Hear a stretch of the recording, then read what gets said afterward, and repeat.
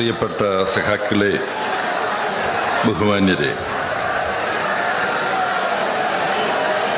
സഖാവ് വി എസിൻ്റെ ശരീരം അഗ്നിനാളങ്ങൾ ഇനിയും പൂർണ്ണമായി ചാരമായി മാറ്റിക്കഴിഞ്ഞിട്ടില്ല. സഖാവിൻ്റെ ശരീരം കത്തിക്കൊണ്ടിരിക്കുമ്പോഴാണ് തൊഴിലാളി വർഗ പ്രസ്ഥാനത്തിൻ്റെ ചരിത്രത്തിലെ തികച്ചും അസാധാരണൻ എന്ന്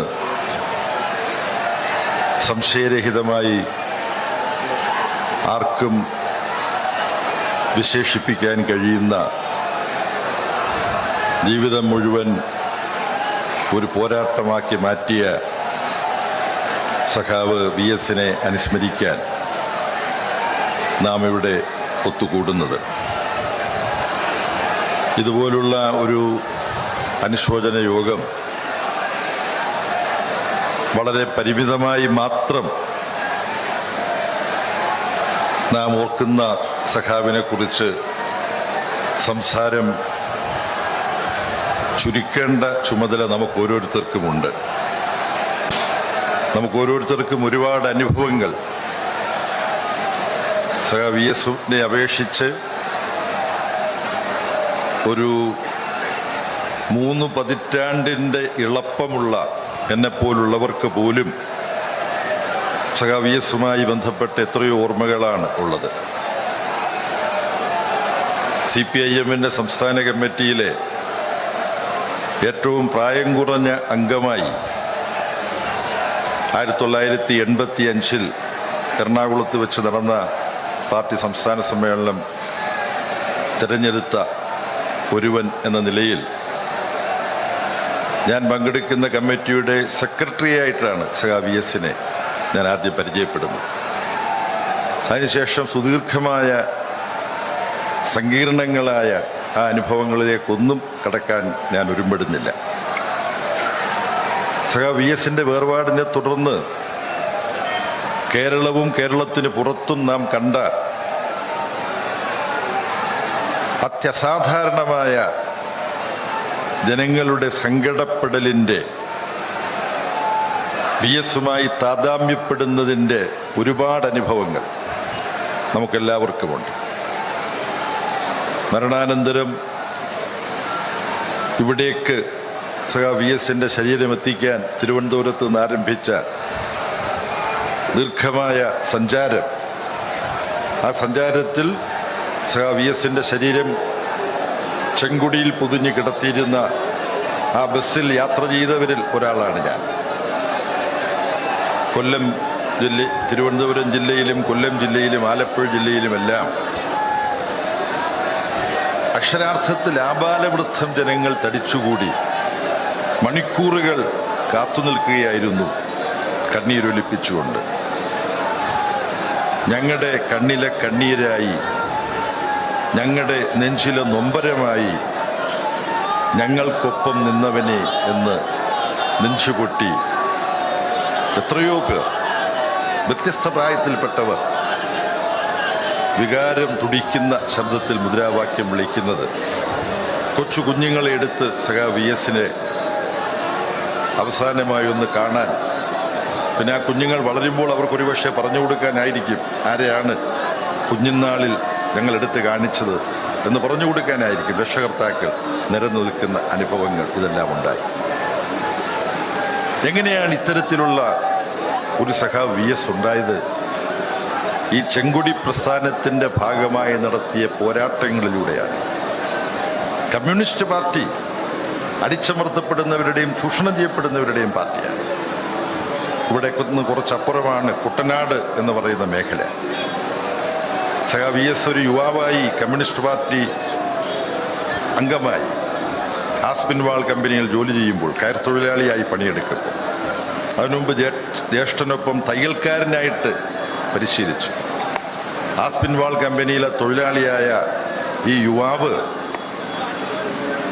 കമ്മ്യൂണിസ്റ്റ് പ്രസ്ഥാനം, തൊഴിലാളി വർഗ പ്രസ്ഥാനം കെട്ടിപ്പടുക്കുന്നതിന് ഒരു മുതൽക്കൂട്ടാവും എന്ന് കണ്ടുപിടിച്ചത് സംഘടനാപരമായ കാര്യങ്ങളിൽ താരതമ്യമില്ലാത്ത സഖാവ് എന്ന് മാത്രം പറഞ്ഞാൽ നമ്മൾ ഓർക്കുന്ന ആ പേര് സഖാവ് പി കൃഷ്ണപിള്ളയാണ് സഖാവ് VS കണ്ടെത്തിയത്. എന്നിട്ട് കർഷക തൊഴിലാളികളെ സംഘടിപ്പിക്കാൻ അയച്ചു. ഇന്ന് ഈ നാടിനറിയാം, അന്ന് കർഷക തൊഴിലാളികൾ അടിമകളെക്കാളും ദയനീയമായ ജീവിതമായിരുന്നു. വഴി നടക്കാൻ കഴിയുമായിരുന്നില്ല.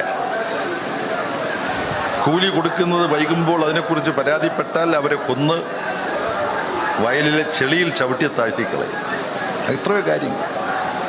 അങ്ങനത്തെ ജീവിതം നയിച്ചിരുന്ന കർഷക തൊഴിലാളികളെ സംഘടിപ്പിച്ച് നിവർന്നു നിൽക്കാൻ പഠിപ്പിച്ച് അവകാശം ചോദിക്കാൻ പഠിപ്പിച്ച് അവകാശം നിഷേധിച്ചാൽ ചെങ്കൊടി നാട്ടി പോരാട്ടത്തിലൂടെ അവകാശം നേടിയെടുക്കാൻ കർഷക തൊഴിലാളിയെ പഠിപ്പിച്ചു എന്നതാണ് VS അച്യുതാനന്ദൻ ബഹുമുഖമായ സംഭാവനകൾ നൽകിയിട്ടുണ്ട്.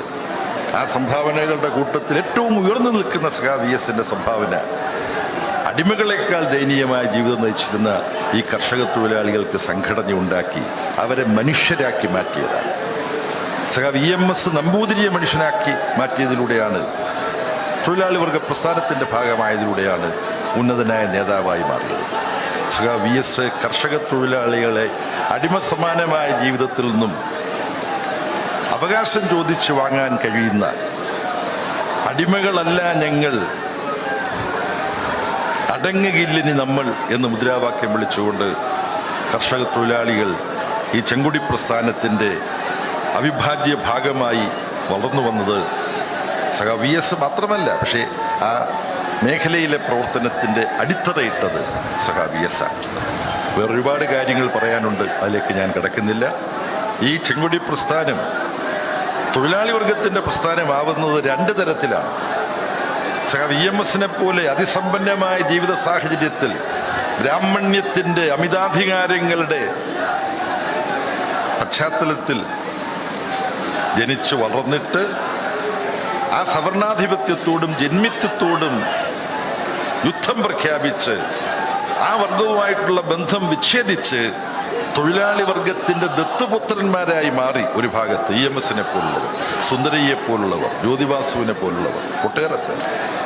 മറുവശത്ത് തൊഴിലാളി വർഗ ചുറ്റുപാടിൽ ജനിച്ചു വളർന്ന് പഠിക്കാനുള്ള അവസരം പോലും കിട്ടാതെ, കോളേജിൽ പോകാനുള്ള അവസരം കിട്ടാതെ, പക്ഷേ ഈ പ്രസ്ഥാനമാകുന്ന സർവകലാശാലയിൽ നിന്ന്, സമൂഹത്തിലെ ജനങ്ങളുടെ ജീവിതമാകുന്ന സർവകലാശാലയിൽ നിന്ന് പഠിച്ച് ഉന്നത സ്ഥാനങ്ങളിലേക്ക് എത്തിയ തൊഴിലാളി വർഗ നേതാക്കന്മാരുണ്ട്. ബൾഗേറിയയിലെ ഗിയോർഗി ദിമിത്രോവിനെ പോലെ, കേരളത്തിലെ E ബാലാനന്ദനെയും VS അച്യുതാനന്ദനെയും പോലെ. അതുമാത്രമല്ല, ഒരു സാധാരണ തൊഴിലാളിയുടെ മകനായി ജനിച്ച് പ്രയാസപ്പെട്ടു പഠിച്ച് ഒടുവിൽ ആദ്യം നെയ്ത്തുതൊഴിൽ പഠിച്ച് നെയ്ത്തുതൊഴിലാളിയായി കൂടി ജീവിതം നയിച്ചിട്ട് ആ തൊഴിലാളി പശ്ചാത്തലത്തിൽ നിന്ന് വളർന്ന് CPIM പോളിറ്റ് ബ്യൂറോ അംഗമാവുകയും കേരളത്തിൻ്റെ മുഖ്യമന്ത്രിയാവുകയും ചെയ്ത തൊഴിലാളി വർഗ പശ്ചാത്തലമുള്ള പിണറായി വിജയനെ പോലുള്ളവരും ചേർന്നതാണ് ഈ ചെങ്കൊടി പ്രസ്ഥാനം, കമ്മ്യൂണിസ്റ്റ് പ്രസ്ഥാനം. ഇതെല്ലാമാണ് കമ്മ്യൂണിസ്റ്റ് പ്രസ്ഥാനമെങ്കിലും ഈ പ്രസ്ഥാനത്തിനെതിരായിട്ട് വലിയ ആക്രമണങ്ങളും അപവാദ പ്രചരണങ്ങളും നടക്കുന്നുണ്ട്. ആ ആക്രമണങ്ങളും അപവാദ പ്രചരണങ്ങളുമെല്ലാം എത്ര നിരർത്ഥകമാണെന്നുള്ളത് VS പോലുള്ളവരുടെ സമൃദ്ധമായ സമരസമ്പന്നമായ ജീവിതത്തിൻ്റെ ഈ അന്ത്യനിമിഷത്തിൽ VS മഹത്വം അംഗീകരിക്കാൻ, VS വെട്ടുനിരുത്തലുകാരനെന്നെല്ലാം പറഞ്ഞ് അപഹസിച്ചിട്ടുള്ള മാധ്യമങ്ങൾ പോലും VS മഹത്വം അംഗീകരിക്കാൻ തയ്യാറായിട്ടുണ്ട് എന്നുള്ളതും ഈ സമയം നമുക്ക് മനസ്സിലാക്കാം. പക്ഷെ VS ഈ തൊഴിലാളി വർഗ പ്രസ്ഥാനത്തിൻ്റെ സൃഷ്ടിയാണ് എന്ന സത്യം ഈ ഘട്ടത്തിൽ നമ്മൾ ഓർക്കണം എന്ന് മാത്രം പറഞ്ഞുകൊണ്ട് നിങ്ങളെ അഭിസംബോധന ചെയ്തുകൊണ്ട് സംസാരിക്കാൻ നമ്മുടെ പ്രിയങ്കരനായ മുഖ്യമന്ത്രി CPIM പോളിറ്റ് ബ്യൂറോ അംഗം പിണറായി വിജയനെ ക്ഷണിക്കുന്നു.